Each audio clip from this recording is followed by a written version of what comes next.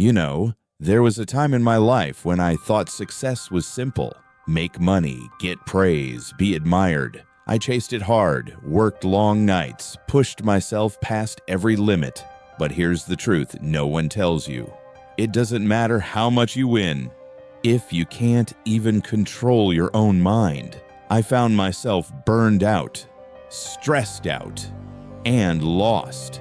That's when everything changed. One day, I picked up this old book sitting on my shelf, The 7 Habits of Highly Effective People by Stephen Covey.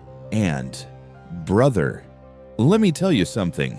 That book didn't just teach me about success. It brought me face to face with something deeper, Stoic wisdom. Every single habit in that book, it's rooted in what the Stoics have taught for thousands of years. Today, I want to share those habits with you, but not as some guru lecture, not as another self-help video. I want to tell you these habits through my story, as a man who's been through hell and finally chose to live with reason. So listen closely. Habit 1. Be proactive. I remember this night so clearly. I was standing on my balcony, cold wind in my face, cigarette burning in my hand. That night, I realized something brutal. I'd been blaming everything and everyone for my problems. My boss, my girlfriend, my bad luck. But deep down, I knew the truth. I was letting life control me. That's when I read this line from Covey. Between stimulus and response, there is a space. In that space lies our power to choose our response. In our response lies our growth and our freedom. Man, that hit me hard. The Stoics said the same thing centuries ago. Marcus Aurelius wrote, "If it's not hurting your character, it can't harm you." Right then, I made a decision. I quit smoking that night. Cold turkey. But more than that, I stopped being a victim. I started asking myself, what can I control today? Every morning, I wrote it down. Just one simple sentence. Today, I control my attitude. And I can promise you this, when you start living like that, everything changes. Habit 2. Begin with the end in mind. Not long after, I went to a funeral. It was a man I knew from my younger days. Talented guy, full of potential, but standing there, watching people whisper about him. All I heard were regrets. Such a shame. Wasted talent. That night, I sat alone in my room, and I asked myself the hardest question of my life. What will people say about me when I'm gone? That's exactly what Covey teaches in Habit 2. Begin with the end in mind. The Stoics call it something else. Memento mori. Remember death. Seneca once said, "Rehearse this thought every day. I may not wake tomorrow." That's not dark. That's power. That's clarity. I started writing my eulogy every week. Not for others. For myself. How do I want to be remembered? Not for my money, not for my success, but for this. He was a man of strength. He lived with gratitude. He faced life head on. That became my compass. And you know what? I stopped chasing temporary things. I started living with purpose. And I'll ask you the same question. If today was your last day, would you be proud of the man you've become? Habit 3. Put first things first. Let me tell you something most men won't admit. There was a time when I had it all on the outside. A steady job, a nice apartment, plenty of distractions. But inside, I was drowning.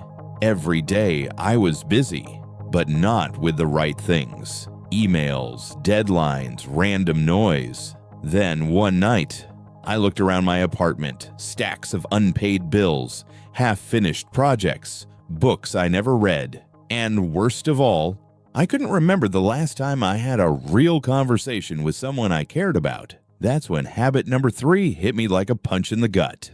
Put first things first. Covey says we must focus on what truly matters. The important, not the urgent. The Stoics preached the same. Epictetus warned, Don't waste what remains of your life arguing about what a good man should be. Be one. That night, I grabbed my journal. I wrote 2 lists. 1. What drains my soul? 2. What feeds it? I crossed out every meaningless task, and I asked myself, if this was my last month alive, what would I focus on? That's how I began putting first things first, not out of fear, out of clarity. Habit 4. Think win-win. Let me confess something. I used to be a competitor. Not the healthy kind, the toxic kind. If someone else won, I felt like I lost. It poisoned my friendships, my relationships, even my career. Until one day, I lost a major business deal. Not because I wasn't good enough, but because I couldn't let go of my ego. That deal went to a man I envied for years. But here's the twist. Months later, that same man called me. He offered me a new project, better than the one I lost. Why? Because he respected how I handled the loss. That's when habit number 4 became my code. Think win-win. The Stoics remind us, there is no competition in virtue. Marcus Aurelius wrote, when another does wrong, it's their problem, not yours. Since then, I've stopped playing games. I help other men win, because real power isn't in beating others. It's in lifting others and yourself together. Habit 5. Seek first to understand, then to be understood. Years ago, I ruined a good relationship, not because I didn't care, but because I didn't listen. I thought I knew it all. I interrupted, I defended, I reacted, until one evening, she looked me dead in the eyes and said, "You never really hear me, do you?" That silence was brutal. That's when habit 5 became my daily practice. Seek first to understand, then to be understood. I learned to listen, not just to words, but to pain, to stories beneath the surface. Seneca said, nature gave us 1 tongue, but 2 ears, so we might listen more and speak less. Now, every time I feel the urge to talk over someone, I pause. I remind myself, be curious, not defensive. That one shift, it changed every relationship in my life. Habit 6. Synergize. I used to believe I had to do it all alone. Men are taught that, right? Be strong, be silent, handle it yourself. But let me tell you something. That's a lie. The greatest growth I've ever experienced came when I let others in. One winter, I was going through hell. Job pressure, family drama, total burnout. But I swallowed my pride and called an old friend. We sat for hours. No advice, just presence. And from that moment, ideas started flowing. Opportunities I never imagined appeared. Habit number 6 is simple. Synergize. It means combining strengths, not competing. The Stoics taught the same. Marcus Aurelius reminded us, what harms the hive harms the bee. Since then, I've built my own circle. Men who sharpen me, men who speak truth. You can't do this life alone, brother. Habit number 7, sharpen the saw.